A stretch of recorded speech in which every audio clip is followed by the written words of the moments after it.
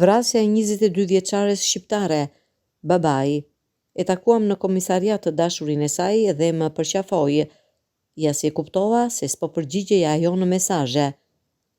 Trupi i 22 vjeçares shqiptare, Ilaria Sula, studente në Itali, e cila ishte raportuar e zhdukur që nga 25 marsi, është gjetur sot në një valixhe të hedhur në një luginë.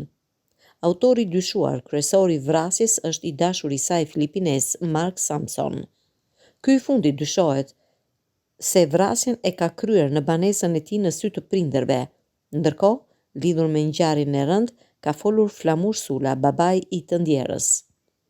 Ai tregon se të shtunën kishin bërë denoncimin për zhdukjen e vajzës, ndërsa të dielën kishte takuar në komisariat të dashurin e saj.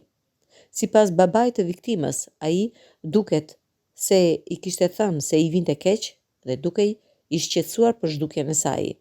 Hera e fundit që kemi dëgjuar Ilarian ishte të martën dhe na tha se do të kthehej në shtëpi të shtunën, tregon ai në një intervistë.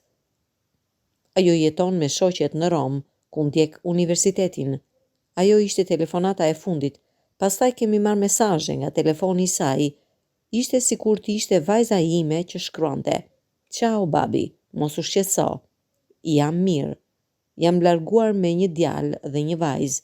Do të kthehem në Terni pas një muaji." Mëtej, Flamur Sula vazhdon.